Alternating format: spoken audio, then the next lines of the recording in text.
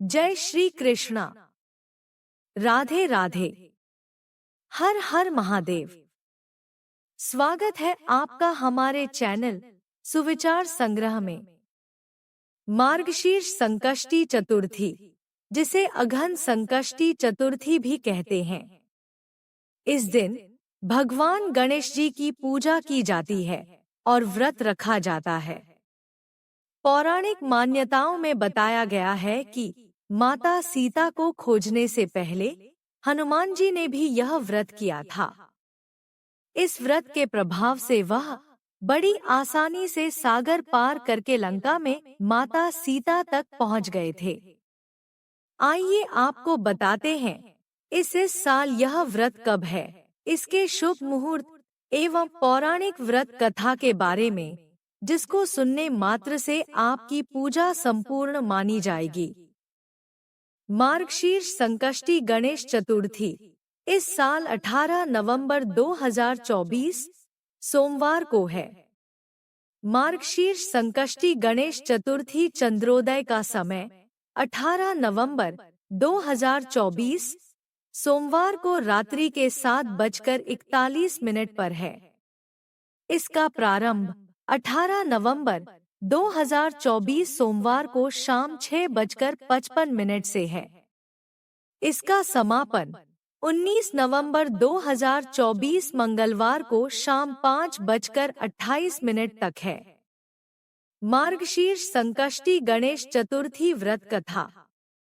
एक समय की बात है जब पार्वती जी ने महागणपति के सम्मुख पूछा कि अघन कृष्ण चतुर्थी संकटा कहलाती है, उस दिन किस गणेश की पूजा किस रीत से करनी चाहिए। माता पार्वती के प्रश्न के उत्तर में महागणपति ने कहा, हे हिमालय नंदिनी, अघन में पूर्वोक्त रीति से गजानन नामक गणेश की पूजा अति शुभ रहती है। पूजन के पूर्ण होने पर प्रभु गजानन को अर्घ्य अर्पित करना चाहिए। दिन भर व्रत का अनुष्ठान करके पूजन के बाद ब्राह्मण को भोज करवाना चाहिए। उसके बाद जौ, तिल, चावल, चीनी और घृत का एक शाकला बनाकर हवन करवाना चाहिए।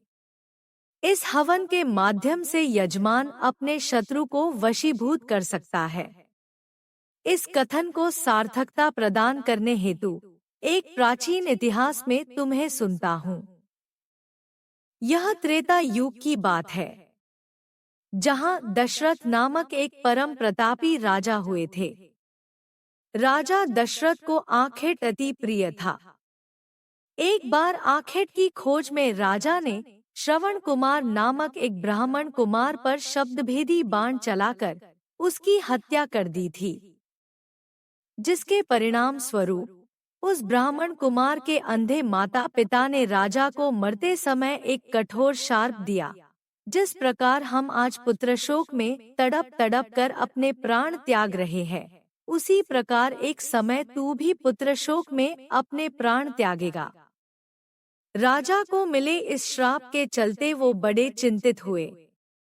राजा ने अपने अंतिम काल में पुत्र आशा से ग्रसित होकर पुतेष्टि यज्ञ का अनुष्ठान किया, जिसके फल स्वरूप भगवान श्री हरि राजा दशरथ के घर श्री राम स्वरूप में अवतरित हुए और माता लक्ष्मी जानकी रूप में अवतरित हुई। अपनी रानी कैकेयी से वचनबद्ध होकर राजा दशरथ को अपने परम आज्ञाकारी पुत्र राम को, पुत्रवधू सीता और पुत्र लक्ष्मण सहित वनवास को भेजना पड़ा। अपने वनवास काल में भगवान श्री राम ने खरदूषण सहित अनेक पराक्रमी राक्षसों का संहार किया, जिससे क्रोधित होकर रावण ने छल से माता सीता का अपहरण किया।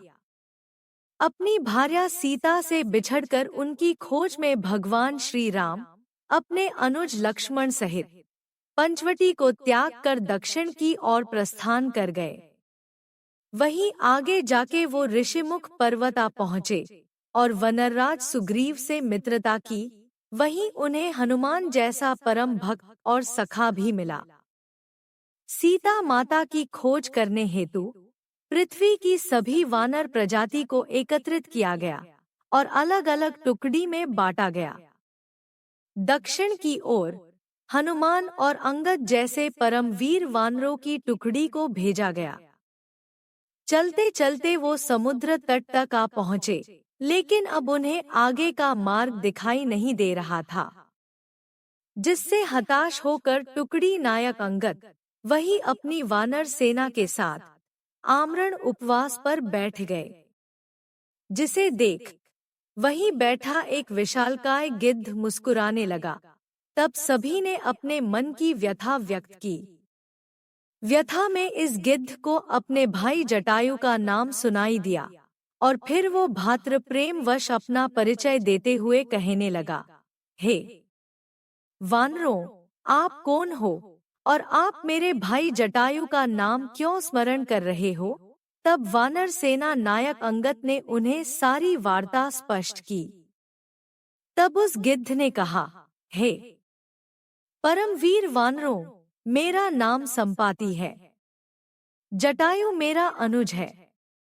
आप जिस माता सीता की खोज के लिए निकले हैं, मैं जानता हूँ कि वो इस समय कहाँ है। वो इस समय इस समुद्र के उस पार लंका नगरी में स्थित अशोक वाटिका में एक वटवृक्ष के नीचे गहरी चिंता में बैठी हुई है। गिद्धराज के ये वचन सुन सभी वानर चिंता में डूब गए। उन्हें अब पता तो चल गया था कि सीता माता कहाँ है, लेकिन उन तक भगवान श्री राम का संदेश कैसे पहुँचाया जाए। इस विशालकाय समुद्र को कौन वानर लांघ कर उस लंका नगरी में जाने को सक्षम है? जिसके उत्तर में गिद्धराज संपाति ने कहा, हे वीर वानरों, चिंता ना करे, माता सीता तक भगवान श्री राम का संदेश पहुंचाने के लिए केवल एक वानर आप सभी में से सक्षम है। वही प्रतापी वानर इस विशालकाय समुद्र को लांघकर उस पार जा सकता है। सभी वानरों ने तब गिद्धराज से कहा, कृपया आप उस वानर का नाम हमें बताने की कृपा करें। तब गिद्धराज संपाति ने पवन पुत्र हनुमान जी का नाम लिया। हनुमान जी अपना नाम सुन चिंता में आ गए और गिद्धराज से पूछने लगे, हे गिद्धों में श्रेष्ठ संपाति, आपको ऐसा क्यों लगता है? मैं ही इस कार्य के लिए उपयुक्त हूँ। मेरा मार्गदर्शन करे। उत्तर में संपाति ने कहा, हे पवन पुत्र, इन सभी वानरों में केवल आप ही इस कार्य करने में सक्षम हो। किंतु इस कार्य को करने के लिए आपको भगवान श्री गणेश की आराधना करनी अति आवश्यक है। आपको यह कार्य निर्विघ्न संपन्न करना है, तो आपको भगवान श्री गणेश की संकट चतुर्थी का अनुष्ठान करना होगा, जिसके फल स्वरूप आप निर्विघ्न होकर इस कार्य को बड़ी सहजता से पूर्ण कर सकेंगे। यही नहीं, आप शत्रु पर पूर्ण विजय भी प्राप्त कर सकेंगे। गिद्धराज की बात सुन पवन पुत्र हनुमान जी ने विघ्न विनाशक संकट चतुर्थी व्रत का अनुष्ठान किया और इस व्रत के प्रभाव से वह क्षण भर में समुद्र लांघकर लंका नगरी में पहुंच गए और निर्विघ्न अपना कार्य संपन्न करके पुनः प्रभु श्री राम के समक्ष उपस्थित हो गए। कहा जाता है, इस पूरे लोक में इस व्रत से अतिरिक्त कोई और व्रत सुखदायी नहीं है। भगवान श्री कृष्ण ने महाराज युधिष्ठिर को भी यही व्रत करने की सलाह दी थी। इस व्रत के प्रभाव से आप क्षण भर में अपने शत्रुओं पर विजय प्राप्त कर सकते हैं और इस संपूर्ण राज्य के अधिकारी बन सकते हैं। भगवान श्री कृष्ण की आज्ञा का पालन करते हुए धर्मराज युधिष्ठिर ने इस व्रत का अनुष्ठान किया और अंततः उन्होंने अपने शत्रुओं पर विजय प्राप्त की और संपूर्ण राज्य के अधिकारी बने। भक्तजनों, यदि आपको हमारे द्वारा उपलब्ध कराई गई जानकारी व पौराणिक कथा सुनना अच्छा लगा है, तो वीडियो को लाइक करें, कमेंट करें, अपने रिश्तेदारों व मित्रों के साथ शेयर करें।